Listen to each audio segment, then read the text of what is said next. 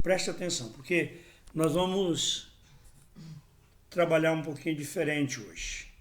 Hoje nós vamos estudar sobre uma das doenças que está assolando o mundo. É uma doença que está sendo catalogada agora, que está sendo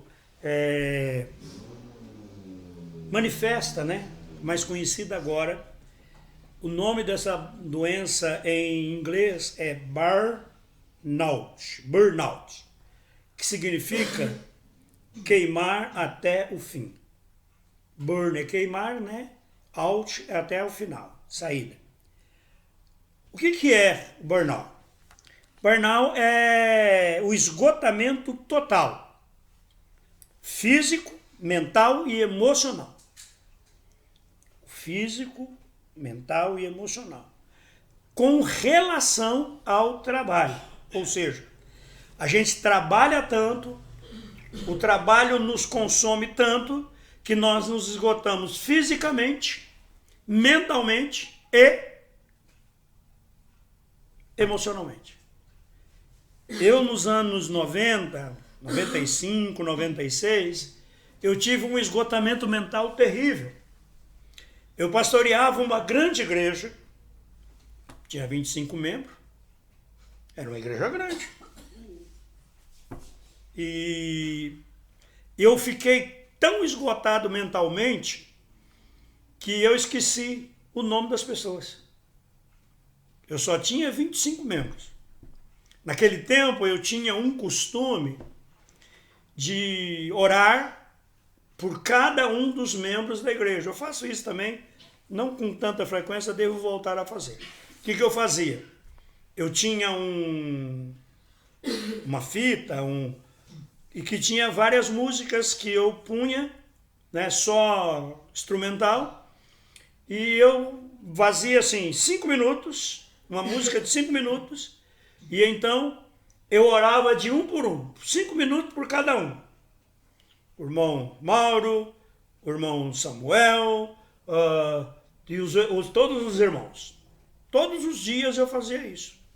Só que a pessoa chegava para conversar comigo, eu conversava com ela um tempão, respondia as coisas que ela me perguntava da família, como é que estava, mas não falava o nome da pessoa, porque eu não conseguia lembrar o nome da pessoa. A pessoa ia embora, aí passado algum tempo eu falava, rapaz, eu estava conversando com fulano ou com fulana. Foi terrível, foi preciso que Deus tivesse misericórdia de mim, eu não tinha conhecimento de nada, as coisas. Mas isso não é burnout, isso é uma parte só. Eu preciso de um esgotamento total, físico, mental e emocional para dar o burnout. Bom, imagina você dirigindo um carro, e vocês aí que têm carros bons e carros mais velhos, e são 2 mecânicos aqui na igreja, né? Manjam tudo. Todo mundo é motorista aqui.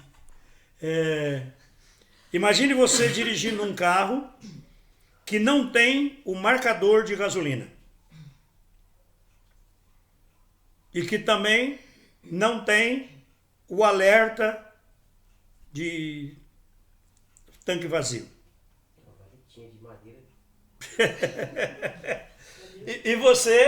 E você está trabalhando, vai para um canto, vai para o outro, de repente o carro para. É exatamente isso que é burnout. Para você tá tudo certo. Você teve um sinalzinho aqui, o carro deu uma engasgadinha aqui, deu outra coisa, legal, e pisou fundo. E de repente, pá. Tem um pastor americano, eu não vou citar o nome dele aqui, ele escreveu um livro sobre isso. O nome do livro dele é Andando com Tanque Vazio. Ele disse que ele estava num período muito bom, cheio a agenda dele estava cheio de lugar para ir. E um dia ele estava indo para atender uma agenda dele e de repente ele sentou e começou a chorar. E não teve força para ir para lugar nenhum. Não foi atender a agenda dele, acabou tendo que ir para o médico e aí descobriu que o que estava acontecendo com ele era o tal do burnout. E a ciência foi permitido por Deus, né? Nós temos médicos, nós temos outros cientistas. Nada que existe foge da sabedoria, da mão de Deus, do cuidado de Deus. Então, se os homens conseguem chegar a conhecimentos, é porque Deus, na sua bondade, dá a eles revelações e eles vão descobrindo as coisas. Então, Deus sempre usa pessoas para curar pessoas, para ajudar pessoas. Agora é interessante que se a gente buscar na Bíblia, a gente vai encontrar soluções para todos os problemas, todas as coisas que a gente enfrenta. E na Bíblia também, a gente encontra exemplo de quase todos os problemas que a gente vive nos dias de hoje. Burnout é a doença do século XXI. Nada. Isso é antigo. Tem um cara na Bíblia aí, eu quero estudar eles com vocês, que teve uma crise terrível de burnout. O nome dele é Elias. O profeta Elias. Hoje nós vamos conversando aqui sobre ele, nós vamos batendo um papo, vamos citar textos da Bíblia e vamos trabalhar isso. Numa próxima mensagem, né, nós vamos trabalhar como prevenir o burnout e também como tratar o burnout. Hoje nós vamos falar só do que aconteceu com Elias e de como as características do que aconteceu com Elias acontecem muitas vezes conosco e nós não prestamos atenção. Vamos lá. Elias tem a sua história contada no primeiro livro dos Reis, do capítulo 17 até o capítulo 2 de segundo livro dos Reis. Pouca coisa se fala sobre a pessoa de Elias. Diz que ele era tisbita, que significa que ele nasceu em Tisbe, mas que ele morava em Gileade. Ele era um profeta que provavelmente as pessoas tinham conhecimento deles ali. Ele tem um nome que significa Jeová, é meu Senhor, é meu Deus. E ele está vivendo no reino de Israel, cujo rei naquele instante era Acabe, casado com Jezabel, e que estava caminhando e levando o povo à idolatria de uma maneira tremenda. De repente, Elias aparece assim de chofre na história e vai conversar com Acabe.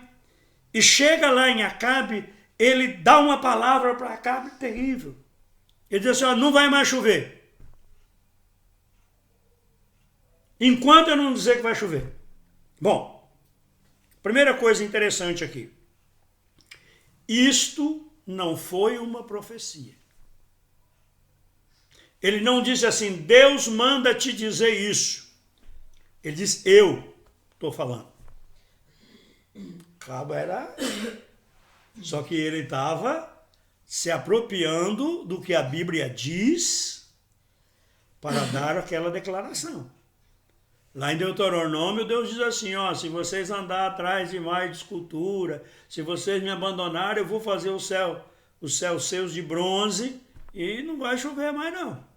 Então ele pegou esse texto e fez uma declaração. E ele fugiu da presença de Acabe, porque Acabe quis matá-lo, e ele foi para um lugar perto de um ribeiro, chamado Querite, um córregozinho, e ali Deus sustentou ele. Ele comia pão e carne. Mas sabe quem eram os garçons?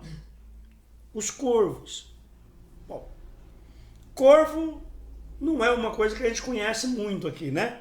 Aqui quando a gente pensa em corvo, a gente pensa no pássaro preto, que não é corvo. O corvo é um animal carnívoro. É um gavião preto. É um passarinho que come carne, e principalmente carne viva. E Deus fazia com que o corvo levasse pão e levasse carne para o profeta. E ele ficou ali até que o ribeiro secou, não foi pouco tempo. Quando o ribeiro secou, Deus mandou Elias sair de Israel e ir para Zarefate, uma cidadezinha fora de Israel, para que lá ele fosse cuidado por uma mulher. Que humilhação, né? Um homem, naquele tempo, ser sustentado por uma mulher. Não, não era só uma mulher. Ela era viúva. E pior, ela não tinha nada. Quando Elias chega, encontra ela catando lenha, e Elias fala para ela assim, ó, faz um bolo lá e traz para mim. Ela falou, você não está vendo? Eu só estou catando graveto, nem lenha eu estou pegando. Eu só tenho um restinho de farinha lá numa panela e um pouquinho de azeite numa botija. Eu estou pegando esses gravetos aqui, vou pegar o restinho de farinha que eu tenho, um pouquinho de azeite que eu tenho, vou fazer um bolinho, eu e meu filho vamos comer e vamos esperar a morte. Elias, homem de Deus, parou, faz o seguinte, faz o que você está falando, faz o bolo, mas primeiro você traz para mim. Porque assim diz o Senhor. Aí ele profetizou. A farinha da panela não se acabará e o azeite da botija não faltará. Então ele já começa a dependência da viúva, mas não dependente da viúva. Ele começa trazendo uma bênção que vai salvar aquela viúva e o filho dela. Passado algum tempo, ele está lá comendo da farinha que foi multiplicada, do azeite que foi multiplicado, e o filho da mulher morre. A mulher chega para ele e reclama, ele pega o menino e ressuscita o menino e entrega a mulher. Milagres, milagres. Aí ele folgou. Já tinha passado algum tempo e ele não tinha dito que só ia chover quando ele falasse que era para chover? Está todo mundo passando fome, está todo mundo com problema de seca e ele está lá comendo o azeite e a farinha que Deus multiplicou. Aí Deus chega para ele e diz assim, olha, vai, se apresenta para cá porque eu vou fazer chover. Aqui tem uma coisa interessante de Deus. Deus honra a palavra do servo dele, que é de acordo com a Bíblia, de acordo com a palavra. Deus não fez chover de qualquer jeito. Deus falou para Elias, vai lá e avisa que vai chover. Resolve o problema que vai chover. Elias se apresenta a Acabe e convoca para um desafio os profetas de Baal e também todo o povo e vão para o Monte Carmelo. Vocês conhecem essa história, né? Ele pede 2 bezerros, ele faz um altar, os profetas de Baal fazem um outro altar, ele dá a primazia para os profetas de Baal, os profetas de Baal passam a manhã inteira até meio-dia gritando, não acontece nada, os caras se cortam, Elias tira um sarro deles, e de repente, quando é a hora correta do sacrifício, Elias manda molhar o cordeiro, o animal, o bezerro que está ali sobre a lenha, manda jogar mais água até que as valas em volta do altar se encha d'água. E quando ele ora pedindo fogo dos céus, o Senhor manda fogo dos céus e o fogo vem com uma potência tão grande que até seca aquela vala dos lados. O povo começa a gritar, só o Senhor é Deus, aleluia, só o Senhor é Deus, aleluia, só o Senhor é Deus. Elias, Deus é grande, Deus é grande. Aí ele manda o rei embora, fala para o rei, vai embora porque vai chover. E ele vai e sobe e vai orar. E ali ele está orando, a Bíblia diz que ele manda o moço dele olhar para as nuvens, não tem nuvem nenhuma, de repente tem uma nuvenzinha do tamanho da mão de um homem, ele vai lá e fala para o Acabe, cai fora, Acabe, vai chover. O Acabe está de carroça, está de carro, cavalos, está tudo organizadinho. Já que o profeta vai fazer chover, Acabe oferece uma carona para ele. Oferece uma carona para ele. Ele não aceita a carona. Sai correndo. E corre mais do que os cavalos. Ah, mas antes, um detalhe que eu esqueci.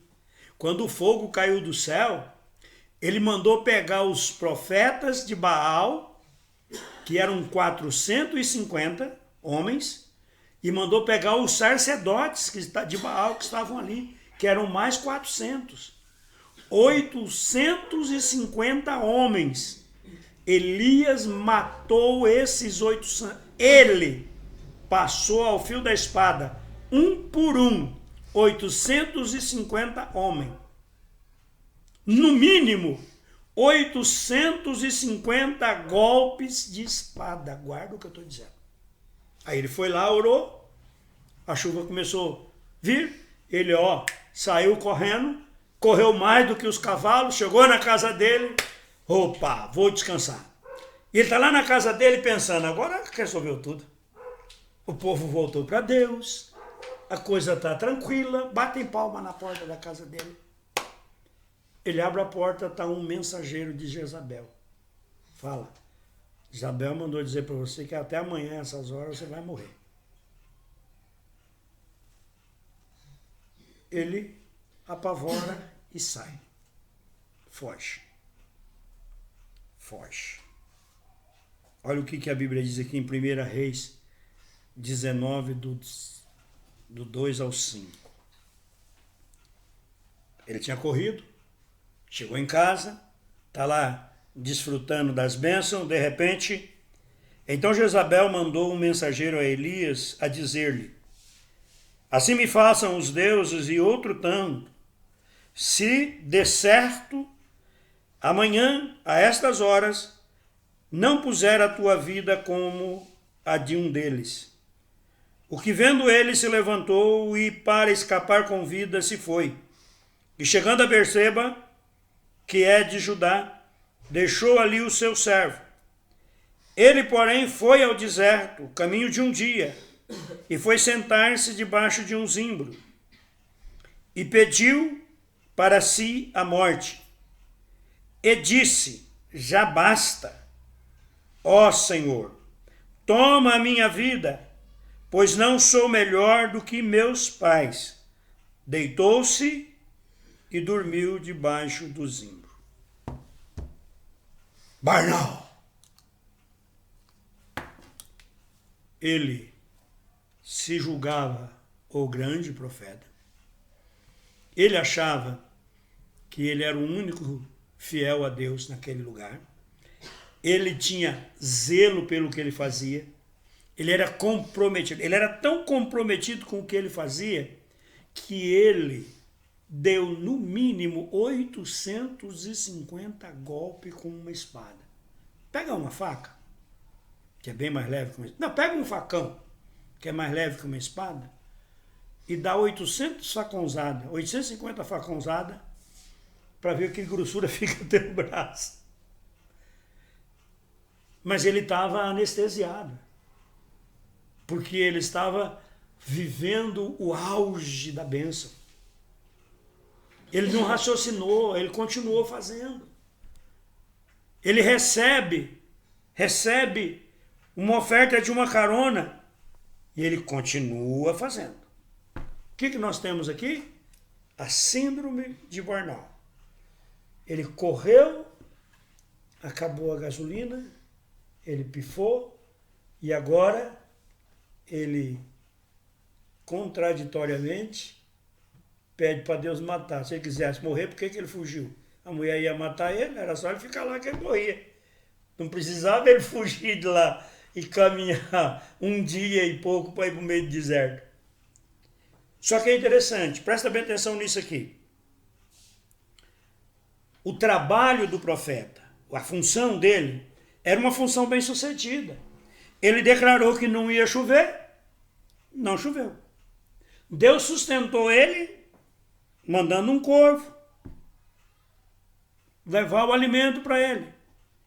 Deus sustentou ele através da vida de uma viúva. Na verdade, Deus sustentou ele e a viúva, porque teve que multiplicar os alimentos. Mas vivendo de milagre, ressuscita o filho da mulher. Olha que trabalho bem sucedido. Deus ordena para que ele declare o fim da seca. Vai chover. Ele vai, desafia, leva o povo a reconhecer o Senhor, porque o Senhor se manifesta. Ele, empolgado, usa o físico dele para matar 450 profetas, mais 400 sacerdotes. Ele ora, a chuva vem e ele sai correndo. Presta bem atenção. O trabalho, ele amava esse trabalho. Ele colocou essa função como uma coisa da vida dele. E ele dizia, não, eu sou o único fiel a Deus. Quando ele foi procurar Acabe, para se apresentar para Acabe, ele encontrou um servo de Acabe e falou para o servo de Acabe, fala para o teu senhor aí que eu estou lá, para ele vir me encontrar. Ele falou, não, rapaz, para com isso. Eu vou falar para ele que você vai estar lá, aí Deus vem, tira você de lá e ele vai me matar. E o que vai ser dos 100 profetas que eu estou sustentando escondido numa caverna? Elias achava que estava sozinho, ele descobre, ele recebe essa palavra. Existem 100 profetas escondidos numa caverna e eu, disse o servo de Acabe, estou sustentando eles. Se eu morrer, eles vão morrer também. Então ali ele recebeu um conhecimento de que haviam pessoas que estavam como ele, continuando fiéis a Deus. Mas ele não levou em conta. Ele falou, vai lá e fala para o Acabe que vai dar tudo certo, eu vou estar aqui. Quando o Acabe vem, ele faz tudo sozinho. Ele não mandou as pessoas matarem os profetas e os sacerdotes. Ele só mandou juntar a turma. Certo os caras aí que eu vou sangrar. E sangrou os caras. O que ele fez? Ele assumiu o papel do super-herói. Eu trabalho sozinho. Deixa que eu faço. Deixa comigo. O meu trabalho é de excelência. E ele está tão influído disso, que ele é tão tremendo, que ele chega a dizer isso para Deus. Ele já tinha ouvido que tinha 100, mas ele diz para Deus que está sozinho, que não existe mais ninguém fiel, só ele. Ele assumiu o papel de um vingador de Deus. Os profetas de Baal estão levando o povo ao pecado, então ele é o braço de Deus que mata os profetas. Ele é o braço de Deus que mata os sacerdotes de Baal. Carona? Para descer o monte e ir para a cidade? Para quê? Eu tenho pernas. Deus me faz forte. E ele corre. Ele está tão adrenalinado, ele está tão incumbido do papel de super-herói, que ele consegue ser mais veloz do que os cavalos. Só que, quando ele chega na casa dele, a adrenalina vai baixar, né?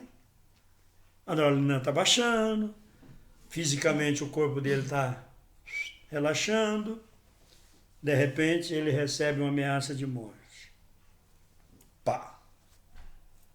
Ele perde completamente a noção de que ele é um grande homem de Deus, de que Deus está com ele. Rapaz, o cara mandou parar de chover, parou de chover. Rapaz, o cara mandou o azeite, a farinha da panela, o azeite do botija e a farinha da panela se multiplicou. O cara ressuscitou. o filho da mulher que tinha morrido, o cara fez cair fogo do céu. O cara orou, o céu se abriu e mandou chuva. Ainda assim, quando ele é ameaçado de morte, ele desmorona. Por quê? Porque ele tinha matado 850 pessoas, o braço dele estava cansado. Ele tinha corrido demais, ele estava cansado. Fisicamente, ele caiu. Não tinha força para mais nada. Junto com isso, ao receber essa palavra, ele foge. E aí ele começa a mostrar o quanto que ele está problemático. Esgotado mentalmente, esqueceu dos milagres. Mas emocionalmente ferido. Ah, Senhor, o povo não quer nada contigo. Ah, me mata, Deus. Esse povo não quer nada contigo. Físico, mental e emocional. Mas não. Como Deus tratou o burnout de Elias? Como foi que Deus resolveu o problema? Elias pede a morte, dorme. Deus começa a tratar Elias. Um anjo vem, acorda Elias, e do lado de Elias tem um banquete.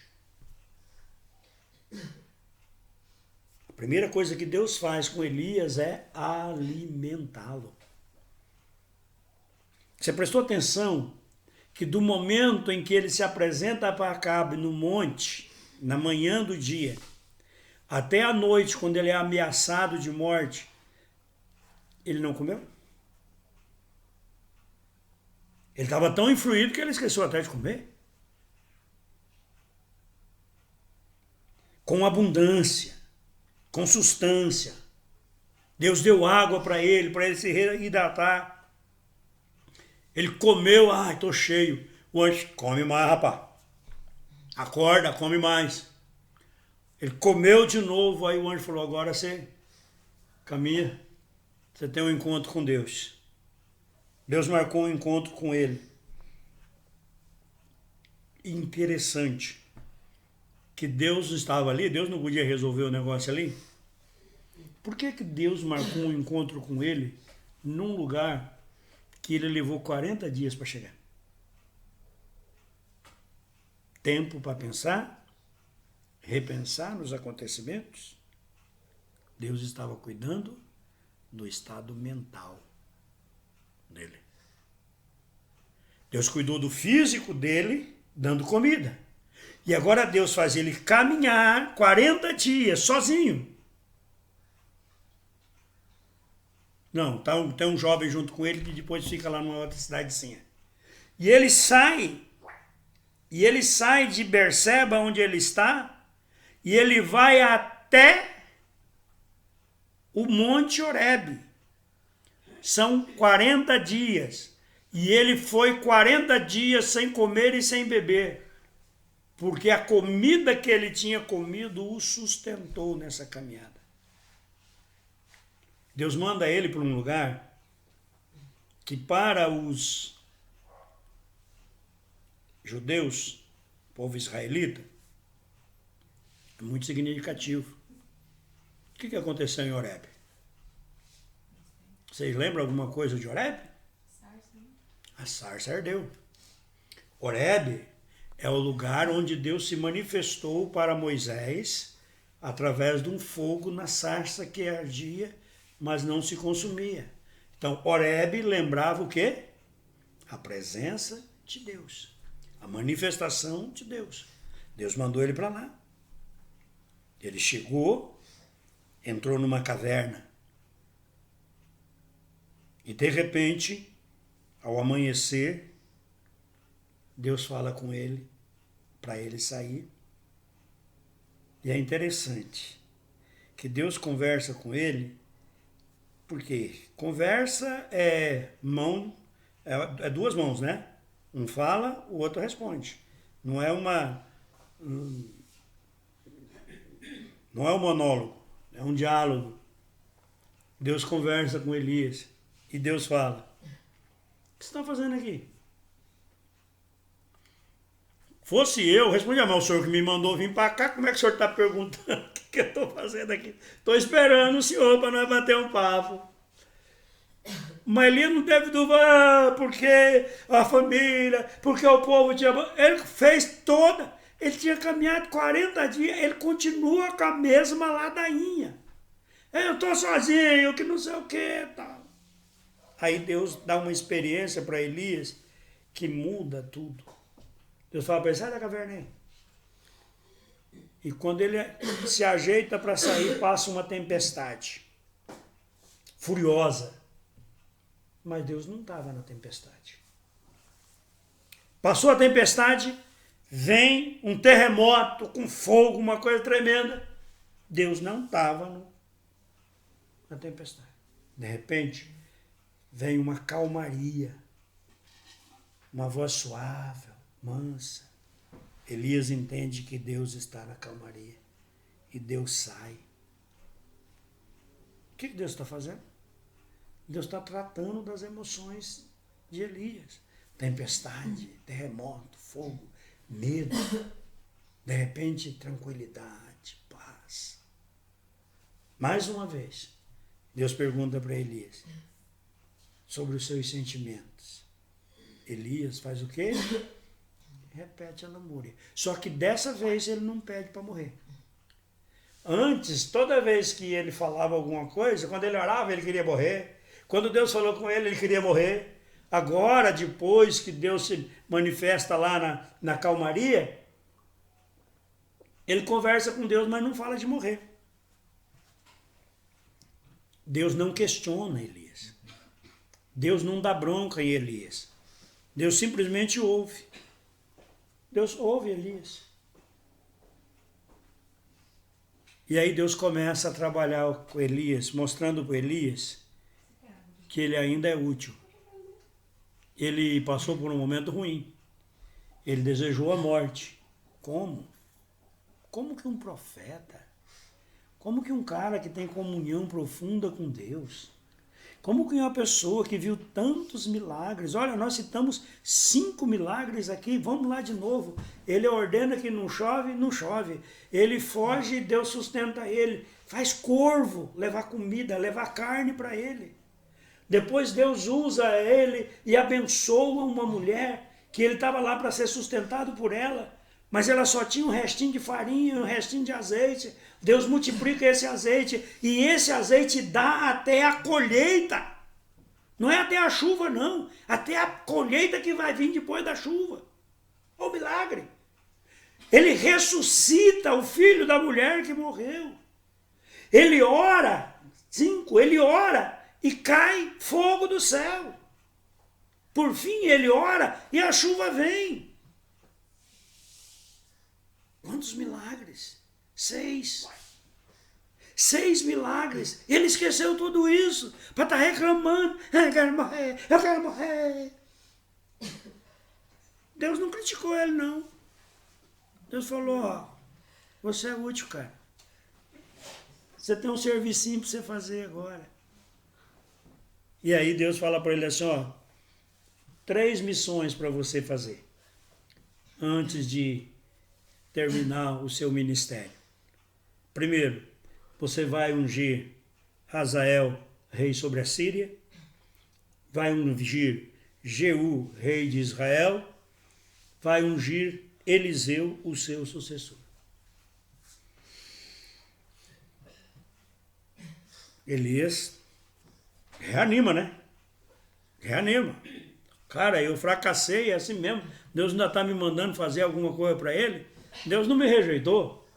Opa, a autoestima de Elias se levantou. Ele não é mais o profeta que está querendo morrer. Ele é agora um profeta que tem uma missão. Aí Deus dá uma chineladinha nele assim de leve, para ele aprender que ele não é o super-herói. Deus fala para ele assim, ô Elias, você não está só não, viu? Não sobrou só você. Tem 7.000 aí que eu reservei para mim. Olha, Deus não podia ter dito isso para ele na hora que ele jogou na cara de Deus que o povo tinha, todo mundo tinha abandonado, só tinha ele. Mas ele sabia que tinha 100, ele tinha ouvido lá, o Obadias tinha dito para ele, ó, tem 100 profetas ali na caverna. Mas mesmo assim ele teimava, porque ele estava tão bitolado, tão cego, as emoções dele, a mente dele estava tão queimada, né? Acabou a gasolina mesmo de vez, que ele não conseguia raciocinar. Deus podia ter jogado na cadeira, qual é a tua, meu? Tem um monte de gente aí, rapaz, você, não é? Quem você pensa que é? Deus não fez isso, não. Deus tratou ele com calma. Aí quando ele deu aquela levantada que ele tinha um serviço para fazer, Deus falou para ele assim, ó, mas fica sabendo que você não está sozinho, não. Tem 7.000 aí. Ele foi, cumpriu as novas tarefas, preparou o sucessor e ao fim do ministério foi arrebatado. Nem morreu. Está vivo até hoje, rapaz. Elias está vivo até hoje. No céu! O cara que falhou. O cara que se deixou levar, que assumiu o papel de super-herói, tomou para si todas as coisas e acabou esgotado fisicamente, acabou esgotado mentalmente, acabou esgotado emocionalmente. Ainda assim, Deus o restaurou e o final dele foi muito melhor do que o final de qualquer outra pessoa. Queridos, burnout é uma doença que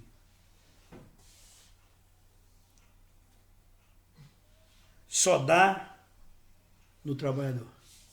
Vagabundo não tem burnout. Preguiçoso e relaxado não tem burnout. Burnout só tem quem é trabalhador. Burnout só atinge quem é comprometido com o seu trabalho. Burnout só atinge aquele que ama aquilo que faz. Então, querido, burnout não é uma doença de vagabundo. Burnout não é uma doença que atinge o desocupado. Burnout é uma doença que atinge você. Pode atingir você. Pode atingir a mim. Pode atingir a todos aqueles que se comprometem em fazer bem feito o seu serviço, mas que por algum motivo se transforma num super-herói e esquece de cuidar de si mesmo. Portanto, precisamos lembrar de sermos trabalhadores, comprometidos, amantes do nosso mistério, do nosso serviço, mas devemos lembrar das nossas limitações físicas, mentais e emocionais. Respeitar nossas limitações, cuidar com carinho da pessoa que Deus ama. Quem é? Eu e você. Lembre-se disso. Se chegamos a um estágio muito avançado nos sintomas, de modo que por nós mesmos não temos forças e recursos para sair, devemos buscar ajuda.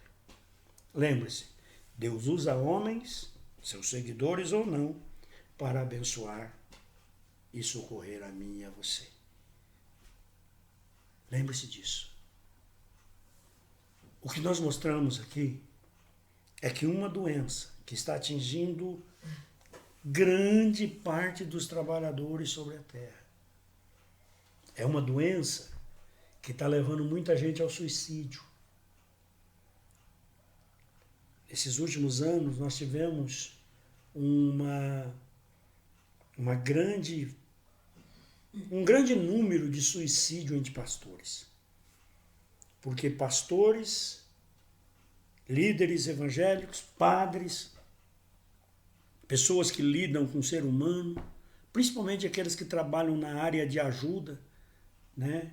Enfermeiro, médico, quantos estão morrendo? Por quê? Porque eles se doam tanto que acabam esquecendo de si. E ao esquecer de si, acaba o gás. E eles pifam.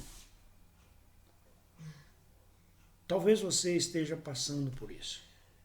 ou esteja caminhando para isso. Olha para Elias, cara. Olha para Elias. Eu não conheço, como diz o nordestino, tirante Jesus, eu não conheço nenhum ser humano que tenha vivido tantos e tão grandes milagres como Elias. Eu não conheço, tirando Jesus, nenhum outro líder da história da Bíblia que tenha vivido uma experiência tão profunda. Tão profunda com Deus. E ainda assim, ele adoeceu. E adoeceu que se Deus não entra na história para restaurá-lo, para curá-lo, ele teria se suicidado. Porque era o caminho dele. Ele foi embora para o deserto, deitou esperando que Deus matasse ele. Ele não queria ele tirar a vida dele, ele não queria que a Jezabel matasse ele, mas ele queria morrer. Então, queridos, cuidado. Lembre de Elias. E que Deus possa nos levar a um bom lugar. Olha, eu não sou doutor, mas estou estudando. Se você está com algum problema e se você quiser ajuda, pelo menos uma ajuda que possa te indicar quem pode melhor te ajudar, fala comigo, vamos marcar um momento aí, vamos conversar. Vamos sentar, vamos conversar, vamos orar junto e vamos trabalhar essa questão do burnout. Amém? Numa próxima mensagem, nós vamos trabalhar a questão da prevenção. Como evitar o burnout. Né? Como nós podemos trabalhar. É fácil, né? Como é que você evita que o carro pare e tenha uma pane seca? Pondo gasolina no bicho. Como você resolve isso? Prestando atenção no marcador, para ver se o marcador não está muito baixo. Segundo, mandando arrumar lá a cebolinha, organizando a coisa para que a luzinha da alerta lá da reserva pisque, para você ficar sabendo. Com o carro é assim. Com a gente vai ser também, mas só a gente vai estudar isso na próxima mensagem. Amém? Que Deus nos abençoe e que a glória de Deus permaneça sobre a nossa vida.